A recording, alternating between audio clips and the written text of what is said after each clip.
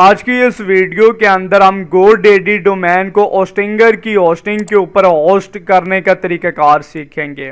मैंने जो domain bye की है वो GoDaddy से बाय किया है और जो होस्टिंग मेरे पास अवेलेबल है वो होस्टिंगर की होस्टिंग अवेलेबल है।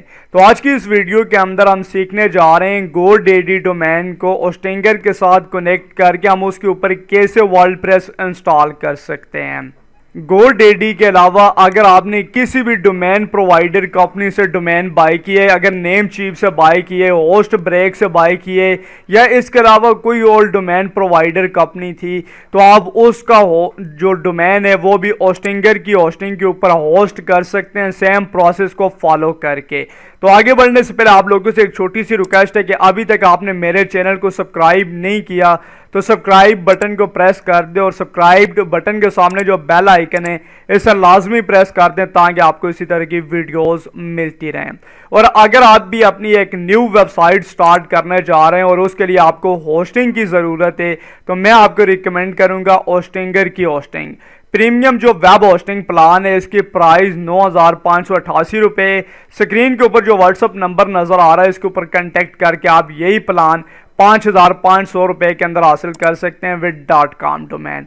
इसके अलावा अगर आप बिजनेस प्लान बाय करना चाहते हैं तो ये भी आपको डिस्काउंट प्राइस के अंदर मिल जाएगा और क्लाउड जो प्लान है ये भी। तो चलें जी बात करते हैं कैसे आप जो GoDaddy डोमेन है उसको होस्टिंगर की होस्टिंग के ऊपर होस्ट कर सकते हैं। तो सबसे पहले यहाँ पर ये देखें जी मैंने अपना जो अकाउंट है वो लॉगिन किया हुआ है GoDaddy के ऊपर और यहाँ पर मैं प्रोडक्ट के अंदर ये जो देखें मैंने अपनी प्रोफाइल के ऊपर क्लिक किया और यहाँ पर मैं माई प्रोडक्ट के ऊपर क्लिक करता हूँ तो यहाँ पर जितने भी प्रोडक्ट यानी जितने भी डोमेन मैंने बाय किए हुए होंगे वो यहाँ पर सारे शो हो जाएंगे। यहाँ पर मैं आपको दिखा देता हूँ, ये देखें ऑल प्रोडक्ट एंड सर्विसेज। इससे नीचे यहाँ पर ये देखें मैंने एक डोमेन बाय किया हुआ है और वो यहाँ पर आपको नज़र आ रहा है।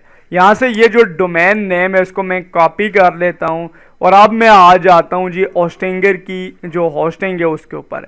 यहाँ पर ये देखें मैं होस्टिंगर की वेबसाइट के ऊपर आ गया हूँ और यहाँ पर मैं लॉगिन के बटन के ऊपर क्लिक करके मेरा जो अकाउंट है उसको मैं लॉगिन कर लेता हूँ।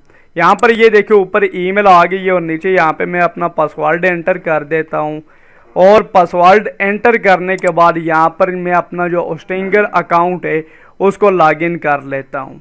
तो यहाँ पर ये देखें फाइनली जो मेरा अकाउंट है वो लॉगिन हो गई और यहाँ पर आप देख सकते हैं कि मेरे पास इस time premium web hosting plan available है। इसके अलावा यहाँ पर मेरे पास एक डोमेन भी अवेलेबल है। तो ये जो प्रीमियम वेब होस्टिंग प्लान मेरे पास है इसके ऊपर मैं डोमेन होस्ट करने जा रहा हूँ। यहाँ पर नीचे ये देखें साइट के अंदर यहाँ पर होस्टिंगर का लोगो नज़र आ रहा है। इससे नीचे आपको होम और सेकंड नंबर पर आपको वेबसाइट लिखा हुआ मिल जाएगा। आपने वेबसाइट के ऊपर क्लिक करनी है। जितनी भी वेबसाइट आपकी प्रीमियम वेब होस्टिंग प्लान के ऊपर अवेलेबल होंगी वो सारी यहाँ पर आपके सामने आ जाएंगी। यहाँ पर आपने सिंपली करना क्या है, ये जो ऐड वेबसाइट का बटन आ रहा है इसके ऊपर आपने क्लिक करनी है और नीचे यहाँ पर आपने वर्डप्रेस के ऊपर क्लिक कर देनी है। जैसे ही आप इसके ऊपर क्लिक करेंगे तो यहाँ पर ये देखें आपसे एडमिनिस्ट्रेटर ईमेल पूछ रहा है, इसने ऑटो ही डिटेक्ट कर ली है। और इसके बाद यहाँ पर नीचे ये देखें ये पासवर्ड आपको कह रहा है कि यहाँ पे आप अपना पासवर्ड एंटर करें। तो मैं यहाँ पे कोई भी पासवर्ड एंटर कर देता हूँ। मैंने यहाँ पे पासवर्ड एंटर कर दिया और पासवर्ड एंटर करने के बाद यहाँ पर आपने नेक्स्ट के बटन के ऊपर क्लिक करनी है। अब क्या होगा जी कि आपका जो डोमेन है वो होस्टिंग के ऊपर होस्ट हो जाएगा और साथ ही आपका वर्डप्रेस जो है वो भी इंस्टॉल हो जाएगा। यहाँ से मैं यहाँ पे मैं ब्लॉग को सिलेक्ट कर लेता हूँ और नेक्स्ट के बटन के ऊपर क्लिक कर देता हूँ। यहाँ पर जी क्रिएट ब्लैंक साइट इसके ऊपर क्लिक कर देता हूँ और उसके बाद यहाँ पर ये देखें इसको मैं यहाँ से स्किप कर देता हूँ और यहाँ पर ये देखें आपने जी डोमेन नेम यहाँ पे अपना एंटर करना है। याद रखें यहाँ पर डोमेन नेम जो आप एंटर करेंगे वो एक्यूरेट होना चाहिए। इसी वजह से मैंने क्या किया है कि अपनी जो डोमेन प्रोवाइडर कंपनी उसके अंदर गया हूँ, डोमेन नेम कॉपी करके यहाँ पे मैंने पेस्ट किया है। यहाँ पर ये देखें नीचे हमारा जो डोमेन नेम है वो आ गया है।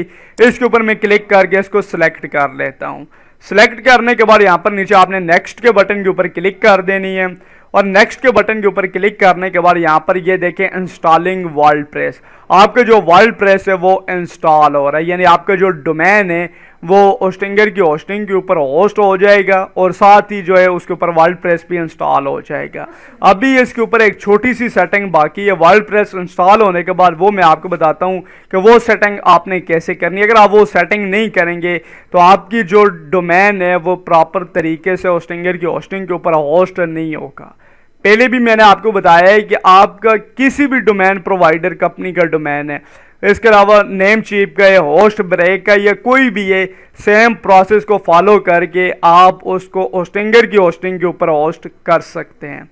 तो यहाँ पर ये देखें जी, फाइनली हमारा जो डोमेन है वो यहाँ पर ये देखें होस्ट हो गया, लेकिन यहाँ पर ये देखें लिखा हुआ आ गया है domain is not connected to your website. यहाँ पर मैं अगर कनेक्ट के बटन के ऊपर क्लिक करता हूँ तो यहाँ पर ये देखें मुझे कह रहा है लेट्स कनेक्ट, आगे मेरा डोमेन नेम आ रहा है टू यूर वेबसाइट। यहाँ पर ये देखें यहाँ पर नीचे आपने आना है और सिलेक्ट प्रोवाइडर के सामने ये जो ड्रॉप डाउन एरो आ रहा है इसके ऊपर आपने क्लिक करनी है। आप ये हमें कह रहा है कि आपका जो डोमेन है वो किस कंपनी का है, साइट ग्राउंड का है, गोडेडी का है, ब्लू होस्ट का है या अदर है।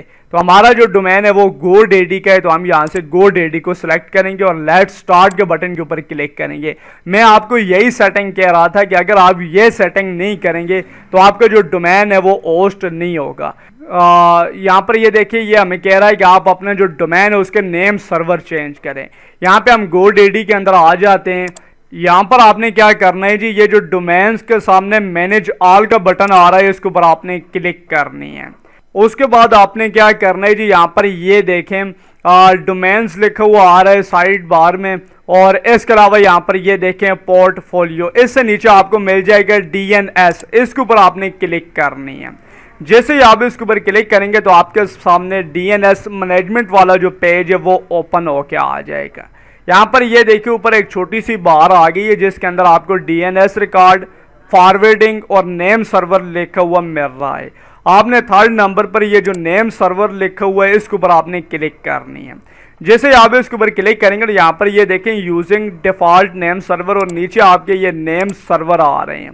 आपने क्या करनी है, ये जो चेंज नेम सर्वर का बटन आ रहा है इसके ऊपर आपने क्लिक करनी है और आपने यहाँ पर नेम सर्वर चेंज कर लेना है। यहाँ पर ये देखें नीचे ये जो लिखा हुआ आ रहा है I will use my own name server, इसके ऊपर आपने क्लिक करनी है और यहाँ पर आपने अपने नेम सर्वर एंटर करना है। हम आ जाते हैं होस्टिंगर के ऊपर और ये जो हमें होस्टिंगर कह रहा है कि आप अपने नेम सर्वर चेंज करें। ये होस्टिंगर ने हमें नेम सर्वर प्रोवाइड किए हैं, ये वाले नेम सर्वर हम कॉपी करके जो डोमेन प्रोवाइडर कंपनी है उसके अंदर जाके इनको एंटर कर देंगे। तो यहाँ पर ये देखें फर्स्ट मैंने एंटर कर दिया और ये जो सेकंड वाला है इसको भी मैंने एंटर कर दिया है। उसके बाद यहाँ पर आपने सिंपली सेव के बटन के ऊपर क्लिक कर देनी है।